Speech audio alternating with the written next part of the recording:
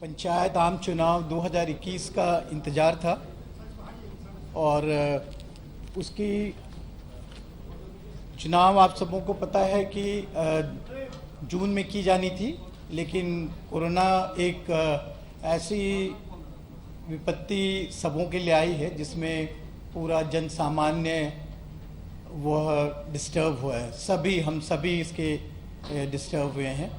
और फिर कोरोना के बाद फिर मानसून अभी आ रहा है। मानसून आप देख रहे हैं कि मानसून है, तो निर्वाचन जैसे ही मानसून समाप्त होने का जो अर्लीस्ट हम लोगों की संभावना है, वहाँ से हम लोग निर्वाचन प्रारंभ कर रहे हैं। आप लोगों को हम लोगों ने कन्वीनियंस के लिए बुकलेट उपलब्ध कराई है, आप लोगों के पास होगी। बुकलेट डिस्ट्रीब्यूट कर दिया क्या? ओके, तो बुकलेट आप लोगों के पास होगी। उससे किस पॉइंट पे वार्ता कर रहे हैं वो आसान हो जाता है। तो हम लोगों के द्वारा कुल देखा जाए तो कुल 11 चरण, लेकिन प्रत्येक जिला में अधिकतम 10 चरण में कर रहे हैं चुनाव। एक चरण अतिरिक्त जा रहा है आयोग के लिए, इसलिए कि जो फ्लड अफेक्टेड डिस्ट्रिक्ट्स हैं उसका हम लोग एक चरण बाद में चुनाव कर रहे हैं। तो चुनाव का प्रथम चरण 24/9/2021 को मतदान की तिथि होगी। उसके आपके फोल्डर में दिए गए हैं नोटिफिकेशन के कॉपी और डिटेल्स में दिए गए हैं। प्रथम चरण 24/9/2021 की होगी। इसमें 10 जिले इन्वॉल्व होंगे और प्रखंडों की संख्या 12 होगी। मतदान केंद्रों की संख्या 2119 है और 1609 मतदान भवन है। जैसा कि आप सबों को पता है कि हम लोग चुनाव को विभिन्न चरणों में कर रहे हैं,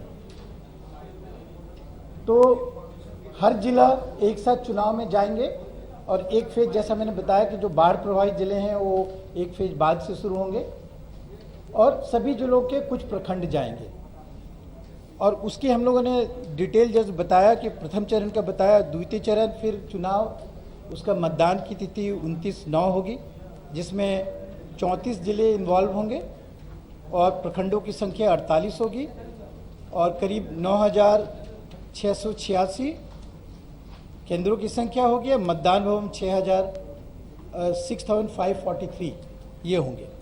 उसी तरह से तृतीय चरण 8 अक्टूबर को होगी, जिसमें 35 जिले इन्वॉल्व होंगे और प्रखंडों की संख्या 50 होगी और मतदान केंद्र करीब 10,634 और साथ में मतदान भवन होंगे उनके 6,942। फिर फोर्थ फेज की जो चुनाव होगी वो 20/10 को होगी और उसमें 36 जिले इन्वॉल्व होंगे। प्रखंडों की संख्या 53 होंगे। 11,318 होंगे मतदान केंद्र और मतदान भवनों की संख्या 7,729। इसमें जिले 38 डिस्ट्रिक्ट्स इन्वॉल्व होंगे। प्रखंडों की संख्या 58 होगी। मतदान केंद्रों की संख्या 12,056 और भवनों की संख्या 7,810। 6 फेज के जो चुनाव होंगे 3 नवंबर को होंगे। इसी तरह से डिटेल हमने दिया हुआ है। तो इसी तरह से एकादश सप्तम चरण 15/11 को है, अष्टम चरण 24/11 को है, नवम चरण 29/11 को है, 10वां चरण 8/12 को है और जो 11th जो लास्ट फेज है वो 12 दिसंबर को है। और जैसा मैंने बताया कि जिलों की संख्या, प्रखंडों की संख्या आपको हम लोगों ने डिटेल में दी हुई है। और तो कुल मतदान केंद्रों की संख्या 1,13,891 हुए और भवनों की संख्या 73,736 हुए। आप पूरे प्रखंड अगर उस तरह से देखेंगे तो कुछ प्रखंड ऐसे हैं जिसमें कि एक प्रखंड को उनके भौगोलिक दृष्टिकोण से, वहाँ के लोकल इश्यूज के कारण उनको एक ब्लॉक को 2 फेजेस में किया गया है। जैसे तरियानी, सीवर जिले के तरियानी प्रखंड हैं, लखीसराय जिले के सूर्यगढ़ा प्रखंड हैं, शेखपुरा जिले के शेखपुरा प्रखंड हैं, खगड़िया जिले के परबत्ता, गोगरी, खगड़िया, अलौली। तो इस तरह के जो 7 प्रखंड हैं ये 2 चरण में चुनाव कर रहे हैं। बाकी सभी प्रखंडों में एक चरण में चुनाव किया जा रहा है। और तो इस तरीके से इसकी डिटेल कार्यक्रम हमने आपको दिया हुआ है। जहाँ तक जो चुनाव जो कराए जाएंगे तो आप सबों को पता है कि प्रखंड हमारे 534 हैं। उसमें से अभी रिसेंटली बेतिया के जितने पंचायत हैं वो अर्बन डेवलपमेंट में चले गए हैं। ग्राम पंचायत 8072 ये हैं और जो पॉपुलेशन है 9.28 करोड़ हमारी जो रूरल पॉपुलेशन है उसमें से 6.38 करोड़ हमारे वोटर्स हैं, इलेक्टर्स हैं। ग्रामीण मतदाताओं की संख्या है, इसमें से पुरुष मतदाता 3.35 करोड़, महिला मतदाता 3.03 करोड़ है और अन्य मतदाता 2471। और जैसे कि मतदान केंद्र हमने बताया कुल 1,13,891 मतदान केंद्र। तो एक जस्ट स्नैपशॉट में बता रहा हूँ कि इतने ये हमारा डायमेंशन है।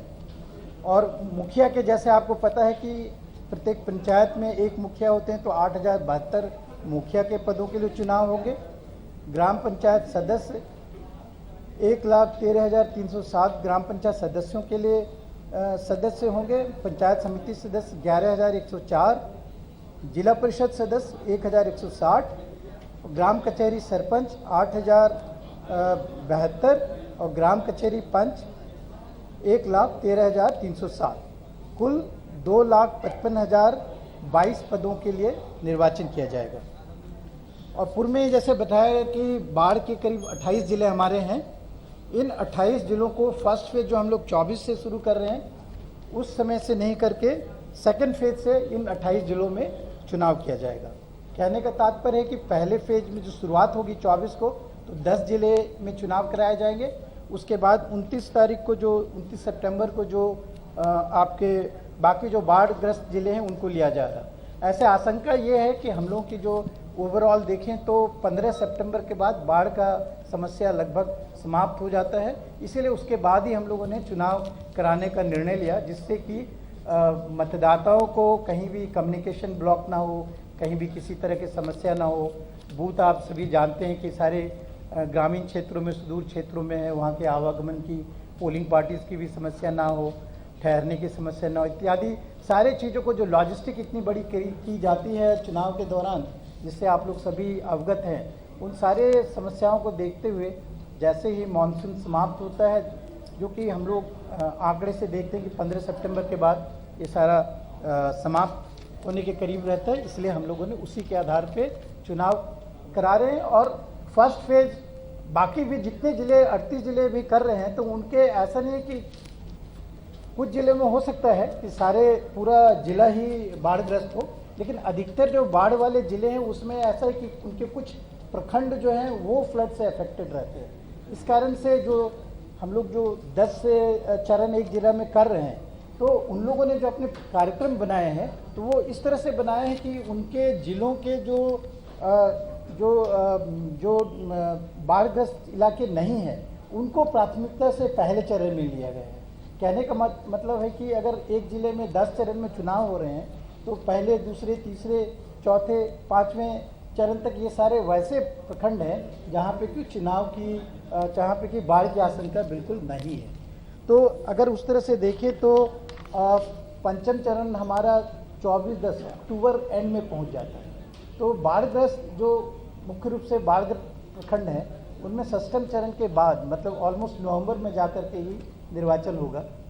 तो आप लोगों को हम लोगों ने डिटेल्स में शेयर किए हैं कि जब चुनाव होते हैं तो जैसे अगर 24 तारीख को जो आपके मतदान की तिथि है तो उसके आप सबों को पता है कि प्रारूप प्रकाशन किया जाता है जिला निर्वाचन पदाधिकारी के द्वारा। आफ्टर जो आज हम लोग नोटिफिकेशन कर रहे हैं, इसके बाद जिला निर्वाचन पदाधिकारी जो जिला पदाधिकारी होते हैं उनके द्वारा एक प्रपत्र 5 में सूचना दी जाती है। उसके बाद नॉमिनेशन का काम शुरू होता है।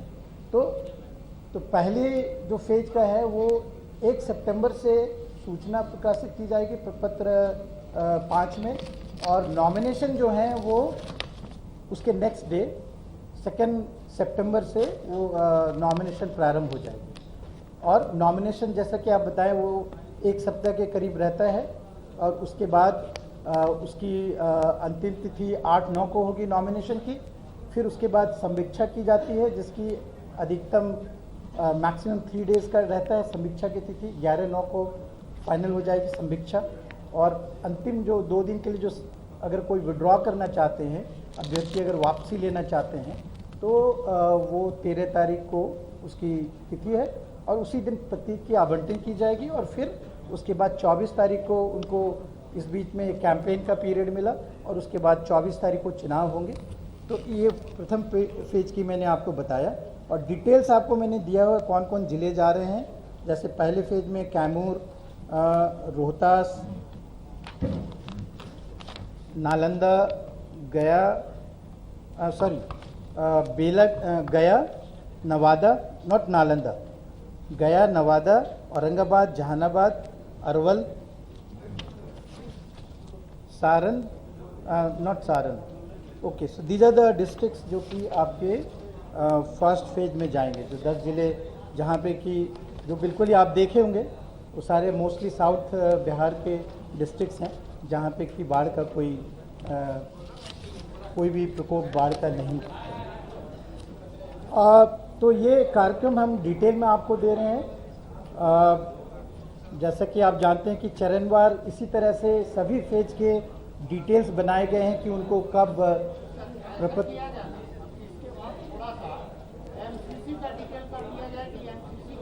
एक मिनट आपको सब्र रखना पड़ेगा। ये हमारी पहली हम लोग एक सिस्टमैटिकली जाना चाहेंगे, तो लेट हो गया मतलब ये तो एक बात है कि पेशेंस बहुत आवश्यकता होती है। किसी भी गंभीर कार्य में पेशेंस की आवश्यकता होती है। हाँ, तो please then I mean you are free to leave that way if it is, but the point is कि बहुत लोग जानना चाहते हैं। Okay, but point well taken. हम लोगों ने आपको सर्कुलेट किया है, तो हम लोग तो आप लोगों को ज़्यादा से ज़्यादा जानकारी देना चाहते हैं, इसलिए कि आप लोगों तक इसे पहुंचाएंगे। और लोगों के हम लोग सभी एक ही उद्देश्य से काम कर रहे हैं। पंचायत चुनाव बहुत ही चैलेंजिंग है, सबको ही जानते हैं, बहुत इंटेंस चुनाव होता है पंचायत का, आप सभी है। इसीलिए हम लोग चाहेंगे कि आप लोग ज़्यादा से ज़्यादा लोगों तक पहुंचाएं, जिससे कि हर तरह की भ्रांति अगर कोई है तो वो समाप्त हो जाए, ज़्यादा लोग पार्टिसिपेट करें। तो ये फेज वाइज है। इसके डिटेल जैसे मैंने बताया कि ये ऑलरेडी आपके पास अवेलेबल है। अधिसूचना जो हम लोगों की जारी की गई है उसकी भी प्रति आपके फोल्डर में है, और उसमें जिला वाइज, डिटेल वाइज, सारे प्रखंड वाइज उसके आपके हैं, आप वो देख सकते हैं। But point well taken. मैं कट शॉर्ट करना चाहूँगा जो चीज़ें हैं। फिर इसमें पदों की स्थिति में क्या रिजर्वेशन की स्टेटस है वो भी हम लोगों ने आपको दिया हुआ है। आप सभी जानते हैं कि यहाँ पे रिजर्वेशन है, जो महिलाओं के लिए आरक्षण है, वर्टिकली हॉरिजॉन्टली अनुसूचित जाति जनजाति के लिए आरक्षण है, और पिछड़ा वर्ग के लिए आरक्षण है। तो उसकी डिटेल हमने हर लेवल पे जो है उसकी हम लोगों ने आपको दी है। तो जैसे कि मैं बता रहा था कि पंचायत चुनाव जो ग्रासरूट डेमोक्रेसी होती है वो सबसे ज़्यादा इंटेंसिव होती है, सबसे ज़्यादा लोगों की भागीदारी वहाँ पे होती है। इसकी हम लोगों ने तैयारी तो हमारा जो उद्देश्य है उसकी पूर्ति के लिए हम लोगों ने अब तक तैयारी करते रहे हैं काफ़ी सघन से।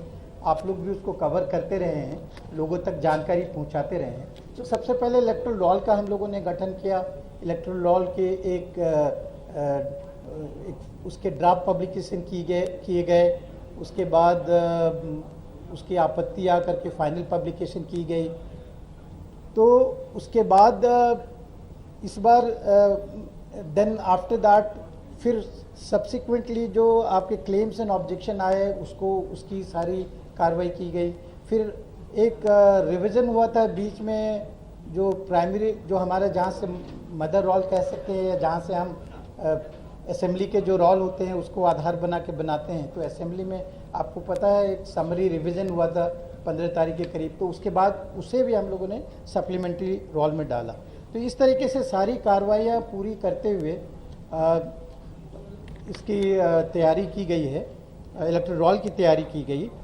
और इस बार जैसा मैंने बताया कि 6.44 करोड़ मतदाता शुरुआत में थे, लेकिन आप लोगों को सबों को पता है कि अर्बन डेवलपमेंट के द्वारा नोटिफिकेशन किया गया, जिसमें कि अनेकों पंचायत जो हैं वो अर्बन एरिया में चले गए, नगर पंचायत में कन्वर्ट हो गए। तो उसके कारण से फिर उसमें फाइनली कमी हुई, काफ़ी सारे बूथ अर्बन एरिया में चले गए, इलेक्टर्स भी उस एरिया के चले गए। तो उसके बाद जो अभी मैंने फिगर बताया था, दैट वाज आफ्टर जो अर्बन डेवलपमेंट के नोटिफिकेशन के बाद जो पंचायत चले गए हैं, उसके जाने के बाद की वो ये थी। तो जैसा कि आपको पता है कि नगर विकास विभाग के नोटिफिकेशन के क्रम में 109 नए नगर पंचायतों का गठन हुआ, 8 नए नगर परिषद का गठन हुआ, 32 नगर पंचायतों का नगर परिषद में उत्क्रमण हुआ, 5 नगर परिषद का नगर निगम में उत्क्रमण हुआ और 12 नगर निकायों का क्षेत्र विस्तार हुआ।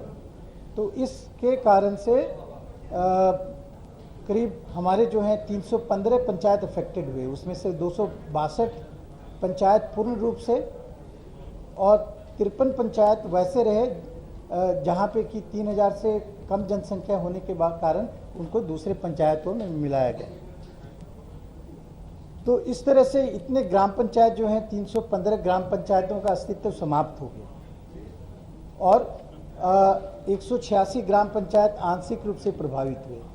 तो ये पुनर्गठन करने के बाद जो इलेक्ट्रल रोल का हम लोगों ने जो स्टैट्यूटरी प्रोविजन के अनुसार सारे कार्य किए थे, उसके बाद हमें फिर अभी रीऑर्गेनाइजेशन करने की आवश्यकता पड़ी।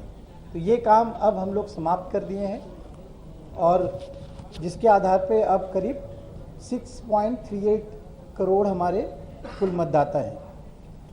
मतगणना केंद्र की स्थापना की भी हम लोगों ने जब शुरुआत में की थी, जो ड्राफ्ट पब्लिकेशन करके आपत्ति प्राप्त करके, तो उस समय हमारे पास करीब 1,18,625 मतदान केंद्र की स्थापना की गई थी। लेकिन सब्सिक्वेंटली जो मैंने बताया, अर्बन डेवलपमेंट के नोटिफिकेशन के क्रम में जो काफ़ी सारे एरियाज़ चले गए अर्बन एरियाज़ में, तो उसके कारण अब 1,13,891 मतदान केंद्र हमारे पास बचे। तो ये एक ओवरऑल डायमेंशन था। और फिर अगर आप देखेंगे तो इस चुनाव के जो काफ़ी कुछ इनिशिएटिव लिए गए हैं, वो मैं आपको बताना चाहूँगा। ये इसलिए कि आप लोगों को जानकारी देना चाहता हूँ। आज हम लोग इसलिए इकट्ठा हुए हैं कि हम लोग आपको जानकारी दें कि बिहाइंड द सीन किस तरह से पूरी टीम जो है, आयोग की पूरी टीम किस तरह से काम कर रही है और लोगों तक ये बातें आप ले जाना पड़ेगा। इस चुनाव के जो मुख्य आपके हैं बिंदु हैं, एक तो हम लोगों ने आपको सबों को पता है कि ईवीएम का हम लोगों ने इस बार इंट्रोड्यूस किया है, जो कि काफ़ी हिस्टोरिक है।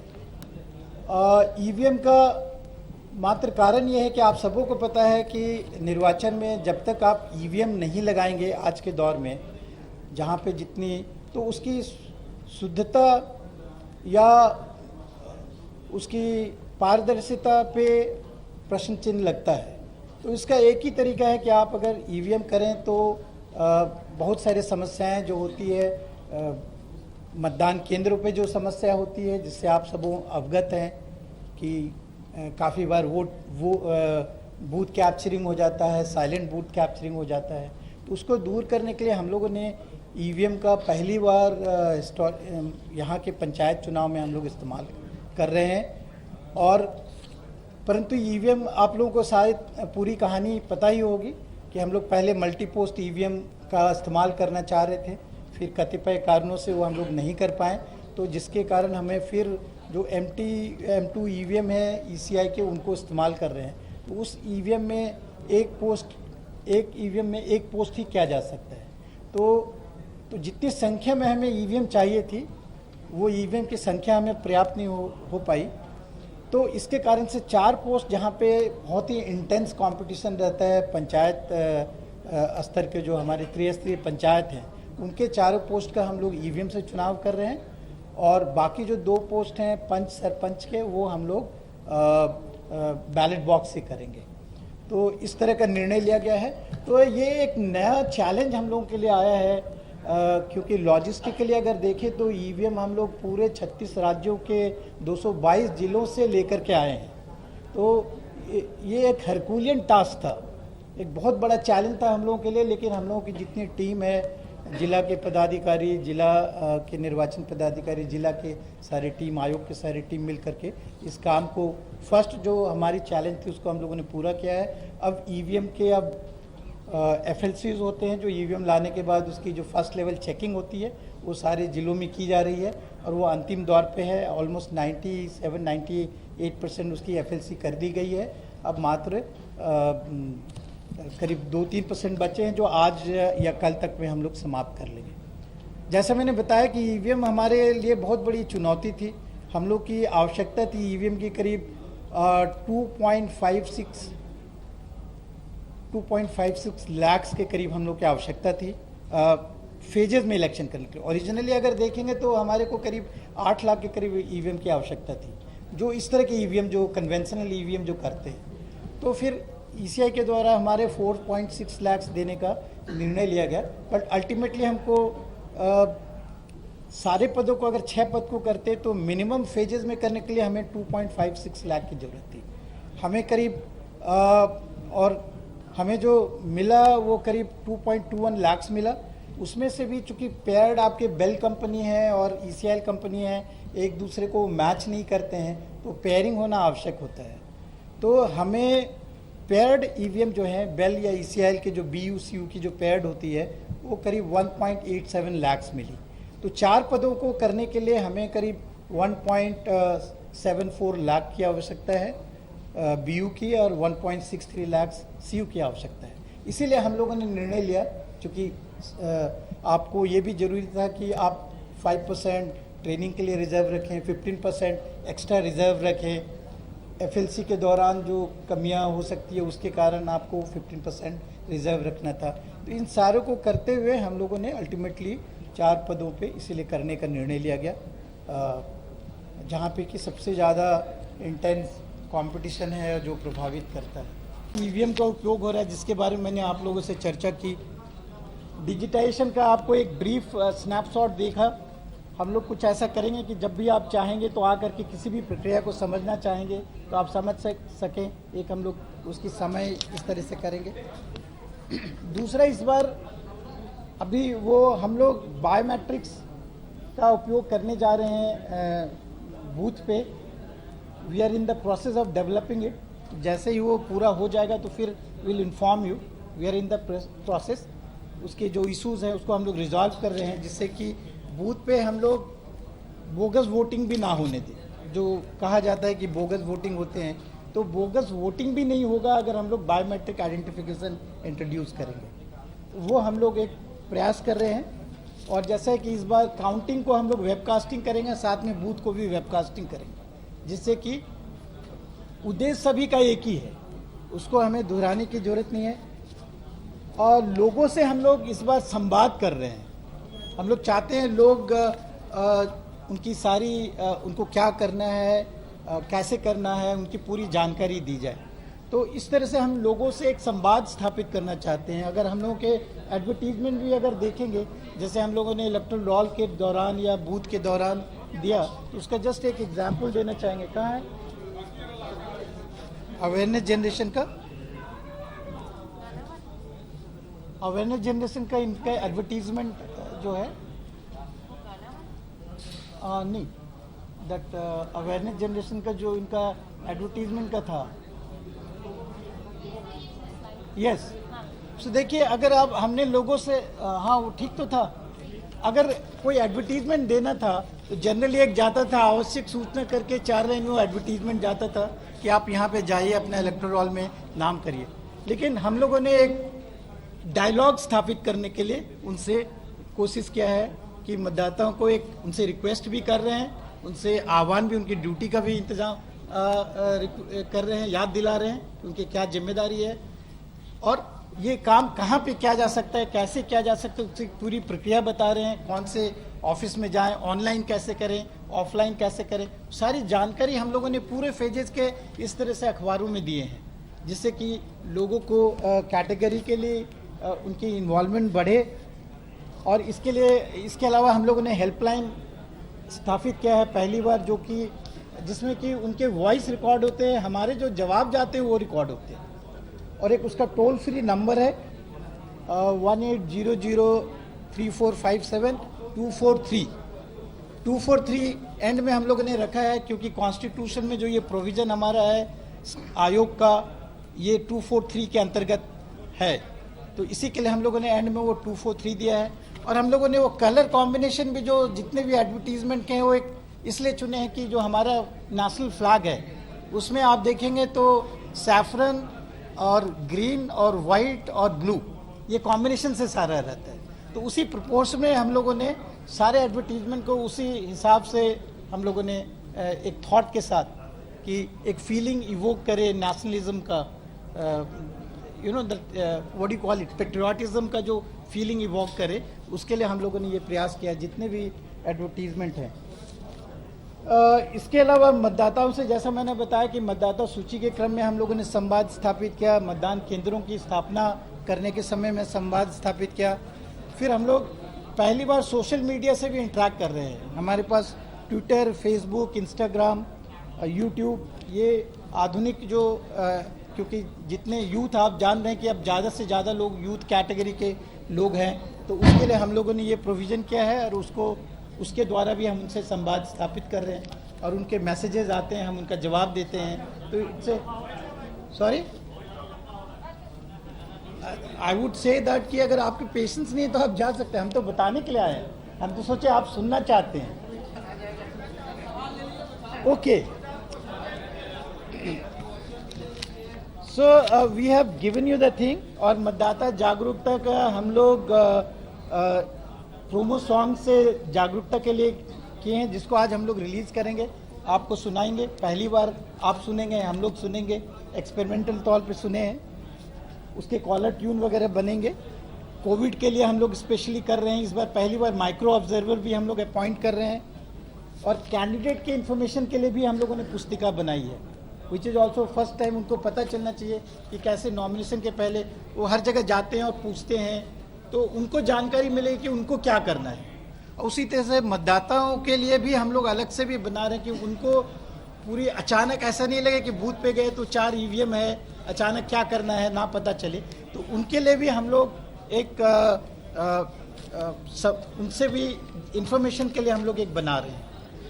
तो ये सारे हैं। अब सवाल लेने के बाद हम लोग वो प्रोमो सॉन्ग पे आएंगे। देखिए, मैंने तो आपको पहले बताया कि हम लोग we are holding elections after 15 September, जो लगभग बाढ़ आप सभी यहाँ के लोग जानते हैं कि 15 सितंबर के बाद ख़त्म हो जाता है लगभग। दूसरा है कि जो भी ज़िले हैं, जो भी पंचायत ऐसे हैं, उन पंचायतों को हम लोग टुवर्ड्स लेटर हाफ कर रहे हैं। मतलब अगर 10 फेजेस में है, आपका चुनाव दिसंबर 12 तक होना है, तो वो उनका चुनाव नवंबर के बाद ही होगा, जिस समय कि बाढ़ का कोई ऐसी समस्या ना रहे। तो यही हम लोगों ने व्यवस्था की। हाँ, तो 1 by 1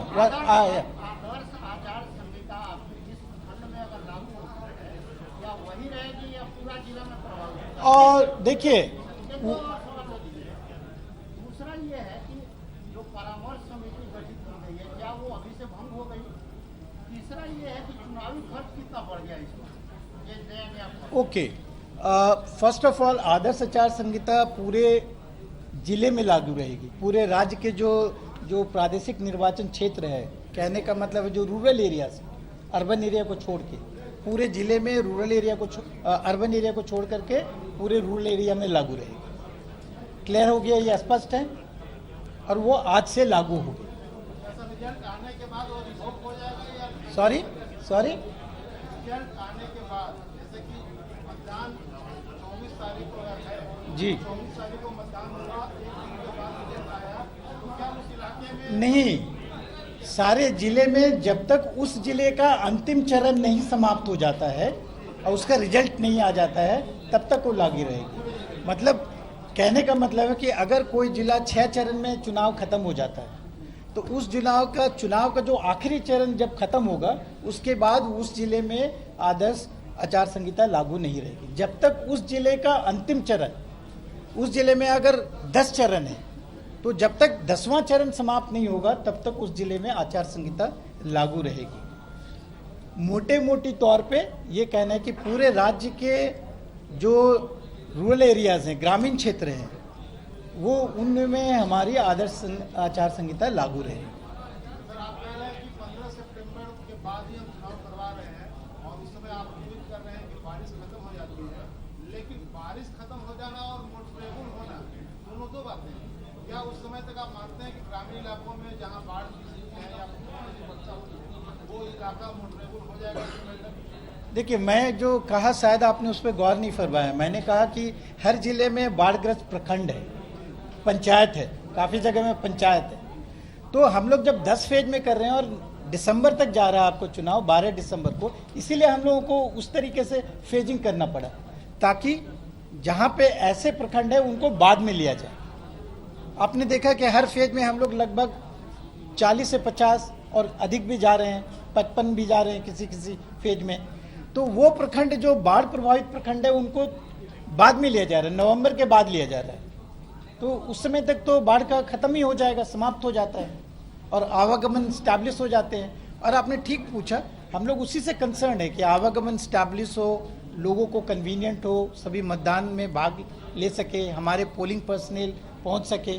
तो इन्हीं सारे कारणों से हम लोगों ने ऐसा फेजिंग किया है जिससे कि वो उन जगहों पे चुनाव बाद में होगी।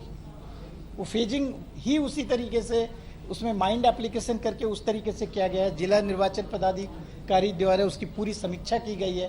पूरी समीक्षा करने के बाद ही वैसा निर्णय लिया गया है। आपको आदर्श आचार संहिता की पूरी हमारे साइट पे अपलोड किया हुआ है। जिस भी योजना में पंचायत के योजनाएं या जिस भी योजना में पंचायत के प्रतिनिधि प्रत्यक्ष या परोक्ष रूप से इन्वॉल्व होते हैं, उनकी चयन करने की शक्ति होती है या वो क्रियान्वयन करने की शक्ति होती है या परामर्श देने की शक्ति होती है, वो योजनाओं का क्रियान्वयन नहीं किया जाएगा। सर अगर एक लाइन में हम पूछे कि अभी शिक्षकों का नियोजन चल रहा है पंचायत में, उसमें पंचायत प्रतिनिधियों की भूमिका है जो परामर्शी समिति में, क्या उनकी भूमिका समाप्त हो जाएगी? See, I cannot just tell you on this thing. What I am saying is what is the principle. And ये जो आप बता रहे हैं पंचायत निर्वाचन के शिक्षकों की, ये मेरे जानकारी में आज ही किसी ने ऐसे ही बोला कि इस तरह के चल रहा है। तो we will seek the detail from the education department कि व्हाट इज इट और व्हाट इज द भूमिका and accordingly see that's why I am saying this gentleman, चुनाव जो है एक पूरे एक्ट और रूल के आधार पे चलता है। तो आपने जो जिस बात की चर्चा की, हम लोग उस डिपार्टमेंट से पूरी उसकी जानकारी लेंगे and on the basis of that we will act on that.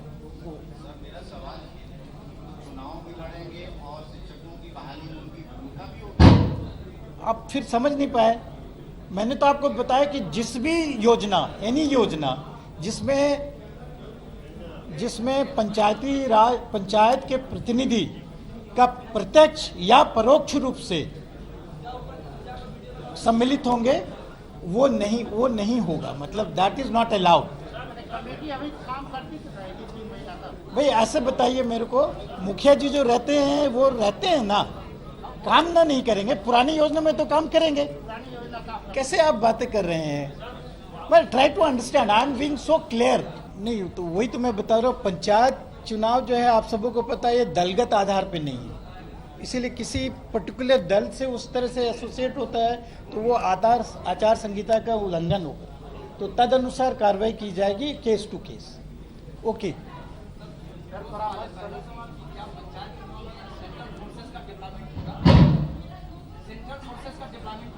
Okay. दूसरा सवाल है, सर राज्य निर्वाचन आयोग चुनाव करा रहा है, लेकिन प्रेस को सर कोई जानकारी नहीं मिल पाती। सॉरी, प्रेस को हम लोग को कोई जानकारी नहीं मिल पाती, क्या है? तो अभी तो जानकारी देने चाह रहे तो बैठने ही नहीं चाह रहे हैं। आज आप जानकारी दे रहे हैं सर, अभी के बाद ओके, तो नाउ एक मिनट। Okay, now I will come to that. That was in a humour way, try to understand that. सीधा पहला आपका सवाल था क्या? सॉरी, क्या सेंट्रल फोर्सेस का डेवलपमेंट? ओके, सीधा पंचायत चुनाव में जो होता है, आप लोगों ने देखते आए हो कन्वेंशनली हम लोगों के जो यहाँ के सीपीएमएफ है, दैट इज द बीएमपी, उसका हम लोग इस्तेमाल करते हैं। हमारे जो फोर्सेज, जो स्टेट के फोर्सेज है, उन्हीं से चुनाव कराया जाता है। सेंट्रल फोर्सेज जो आपने बताया, जो पैरामिलिट्री फोर्सेज जो बाहर के आप बोल रहे हैं, वो बाहर के जो सीपीएम सेंट्रल मिलिट्री फोर्स हैं जो पैरामिलिट्री, उनका उपयोग नहीं किया जाता है। हम स्थानीय चुनाव से, रिसोर्सेज से करते हैं। That is one. सेकंड, आपने बोला कि प्रेस से वार्ता। सी वन इज दैट कि नाउ ऑनवर्ड्स, चूंकि अभी तक तो चुनाव की तैयारियां ही चल रही थी, और अगर आप देखेंगे तो मैं तो रोज देख रहा हूँ प्रेस के आ रहे हैं, रोज मैं देख रहा हूँ प्रेस के चुनाव पे तो अलग कॉलम ही आ रहा है और हर दिन वो छप रहा है। तो फिर आखिर ये कैसे आ रहे हैं? तो ऐसा नहीं कह सकते। हम लोगों ने पहले भी जब एक्टिवली, एक तो कोरोना का बीच में आ गया फैक्टर, लेकिन उसके पहले तक जब चुनाव की पूरी तैयारियां चल रही थी तो रेगुलरली प्रेस रिलीज की जा रही थी। हम लोग तो प्रेस रिलीज करते हैं, उसके द्वारा करते हैं। और हाँ, आयोग के स्तर पर जो लोग पत्रकार देखते हैं मामले को पूरे बिहार में हम लोगों को जिलों पर डिपेंडेंट होता है। आदमी चिट्ठी जाती है जिलों में, वहाँ से खबरें आती है, तब हम लोग खबर लिख पा रहे हैं। ये बहुत दुर्भाग्यपूर्ण है सर, ये पहली बार इस आयोग से हो रहा है। वन इज दैट कि एक तो हम लोगों ने सिस्टम करेंगे जो प्रेस रिलीज के हैं। देखिए ऐसा है कि काम में होता है कि किस समय में किस चीज़ों को उजागर किया जाए, मतलब लोगों के लाया जाए। जिस चीज़ों की लोगों के लिए ज़रूरत है वो हम लोग तो बोल रहे हैं कि हमारे तो, आप जिस बात की बता रहे हैं, तो हमारे तो वेबसाइट पे अगर जाएंगे तो सारे इंस्ट्रक्शन वहाँ पे हैं, ऑल इंस्ट्रक्शंस। एक minute, just a minute, let me, अगर आपने दिया है तो मैं भी आपको जानकारी दूँ। मतलब it has to be from the both the side, you have to understand my point also. जब मैं आपको वेबसाइट में सारे इन्फॉर्मेशन दे रहा हूँ, we have nothing to cover, let me tell you. We want to be very transparent. The whole purpose is to be transparent. And हम लोग रेगुलरली आपको प्रेस रिलीज जारी करेंगे। मे बी दैट कि okay we will have a kind of thing जिसमें कि आपको रोज को, और आज आपके जो एड्रेसेस लिए गए हैं इसलिए हमने ईमेल और वो सर्कुलेट नहीं कराया क्या? तो कहाँ पे है, कौन ले रहा है? हाँ, तो वो तो देते जाइए, वो लिखते जाएगा। ये कैसे? सीधा काउंटिंग विल बी, जो आपने ठीक बोला, सवाल जो आपने पूछा, काउंटिंग इस बार जैसे इलेक्शन होगा उसके एक दिन के बाद काउंटिंग होगा। So the counting will be 1 day after, जिस दिन पोल हुआ उसका नेक्स्ट डे छोड़ करके नेक्स्ट डे में मतलब काउंटिंग होगी। हर फेज में ऐसा होगा, साथ साथ काउंटिंग चलेगा। जो पहले के जो होती थी कि एंड ऑफ द इलेक्शन होता था, वो नहीं होकर के हर फेज का साथ साथ काउंटिंग भी होगा। एक सवाल है कि एक मिनट में इसमें इन्होंने शायद बहुत अच्छे से नहीं बता पाया। कहने का मतलब है कि हम लोगों ने ईवीएम मैनेजमेंट, तो आपने देखा कि हम लोग एक एक ईवीएम को किस तरीके से ट्रैक कर सकते हैं उसकी, क्योंकि ज़रूरी है कि वो कहाँ पे है, ईवीएम कहाँ पे स्टोर्ड है, किस ज़िले में गया। तो इसकी ट्रैकिंग के लिए, शिकायत के लिए हम लोगों के है ऑनलाइन आप दे सकते हैं। क्लेम एंड ऑब्जेक्शन आपने देखा, उससे क्या आसानी क्या हो रहा है कि हम लोग ट्रैक कर सकते हैं, यहाँ से मॉनिटर कर सकते हैं कि किस ब्लॉक में क्या पेंडिंग है, क्लेम एंड ऑब्जेक्शन उसने डिस्पोज ऑफ किया कि नहीं, किस जिले में अभी तक पेंडिंग है, तो सारा हम मॉनिटरिंग कर सकते हैं। तो वो पारदर्शी हो जाता है। ईवीएम के जैसे कहाँ पे क्या काम हुआ, किसके स्टॉक में कितना है, सारा हमें पता चल रहा है, किस ब्लॉक में वो ईवीएम है, तो सारी ट्रैक हो जाती है। तो ये एक तो दो होती है कि एक तो पारदर्शी बनाता है, दूसरा अकाउंटेबिलिटी फिक्स करता है। मतलब अगर किसी ने काम नहीं किया तो वो पता चलता है कि किसके स्तर पे वो लंबित है और कितने दिनों से लंबित है, तो अकाउंटेबिलिटी फिक्स करना आसानी हो जाता है। ईवीएम अगर क्षतिग्रस्त हो गया या मतपेटी चुनाव के दौरान कई सामाजिक तत्व या सक्रिय होते हैं, 11th आवर में वोटिंग कराने के लिए कोई डायरेक्शन है आपका? एक तो ऐसा है कि हम लोग पहले बेसिक सवाल पे कर लें, उसके बाद आपकी जिज्ञासा होगी तो ज़्यादा होगा, अच्छा रहेगा। मे बी कि हम आपके सवाल के पहले वो सारे जवाब दे चुके होंगे। ओके, तो इसी तरीके से हमारे जो प्लान है, इसके अलावा व्हीकल का ट्रांसफ़र, जितने व्हीकल जाएंगे, जो आपको पता है इतने लॉजिस्टिक में चाहिए होते, वो ट्रैकिंग करेंगे। पोलिंग पार्टी ज्वाइन किए, नहीं ज्वाइन किए, कहाँ पर पहुँचे हैं, बूथ पे पहुँचे हैं, वो हम लोग ट्रैकिंग करेंगे। और कम्युनिकेशन प्लान का ऐप्स रहेगा जिससे कि हम वोटर्स उस बूथ के आसपास के लोगों से टच में रहेंगे, वो भी हमसे कम्युनिकेट कर सकते हैं। आपने देखा कि नॉमिनेशन भरने से लेकर के एंड तक वो सारे ऑनलाइन रहेंगे, और इसका मतलब नहीं कि ऑफलाइन आप नहीं कर सकते, ऑफलाइन तो कर ही सकते हैं, लेकिन एक तो कोविड के कारण अगर जो लोग ऑनलाइन करना चाहते हैं उनके लिए सुविधा है। अदरवाइज भी जो नए लोग हैं, स्पेशली जो यूथ कैटेगरी के लोग हैं, वो लोग काफ़ी सावी हो रहे हैं। अब तो हर चीज़ ऑनलाइन में होने लग गया है, इसलिए ये कोई ऐसा भी बिल्कुल नया नहीं है जो लोगों को पता ना चले। तो इसीलिए हम लोगों ने किया है। और उसके अलावा जैसे उनको जो कैंडिडेट को जो परमिशन चाहिए होगी रैली की वगैरह वगैरह, जुलूस की, जो भी वो परमिशन लेना चाहेंगे वो भी ऑनलाइन दे सकते हैं, उनको ऑनलाइन उसकी अप्रूवल मिलेगी। तो इससे सारे जो है कि वो पारदर्शिता आती है और आपके जैसे इफेक्टिविटी बढ़ती है, अकाउंटेबिलिटी रहती है। कहीं कुछ पेंडिंग पड़ा है तो राइट अप टू दैट, और उसके बाद काउंटिंग की भी जितनी चीज़ें हैं वो हम लोग उसको भी डिजिटाइज कर रहे हैं, जिससे कि काउंटिंग जो है, जैसे टेबुलेशन भी जो करते हैं वो भी हम लोग ईवीएम के साथ जो रहेगा उसको सॉफ्टवेयर ऐसा कर रहे हैं कि वो भी ऑटोमेटिकली टैबुलेट हो जाए। बट मैनुअली हमको क्रॉस चेक करेंगे, ये तो हमारा है ही, लेकिन ये इंश्योर करने के लिए कि फास्ट हो और कहीं पे कोई किसी तरह की कोई मैनिपुलेट ना कर पाए, तो ये सारे कारणों से ये सारा किया जा रहा है। तो इस तरह से right up to the result, और फिर जो इनडायरेक्ट इलेक्शन होंगे उसके बाद उप मुखिया के या जिला परिषद के अध्यक्ष के, उप प्रमुख के, वो सारे वहाँ तक हम लोगों ने सारा ऑनलाइन किया है, जिससे कि सारे एक्टिविटीज़ सबों को नज़र आए। और जो वेबसाइट हमने बताया कि लोगों के लिए जैसे है, उनको अपना नाम सर्च करना चाहेंगे, बूथ सर्च करना चाहेंगे, वो जानना चाहेंगे उनके जो कैंडिडेट हैं, कैंडिडेट जब नॉमिनेशन भरते हैं तो आपको सबों को पता है कि एक एफिडेविट उनको देना पड़ता है जिसमें वो बायोडाटा देते हैं। काफ़ी बार ये पाया जाता है कि वो सही जगह पे जहाँ पे सूचना दी जानी है सूचना मिलती नहीं है, तो वो हम सारे यहाँ पे नोटिस बोर्ड में वो सारा रहेगा।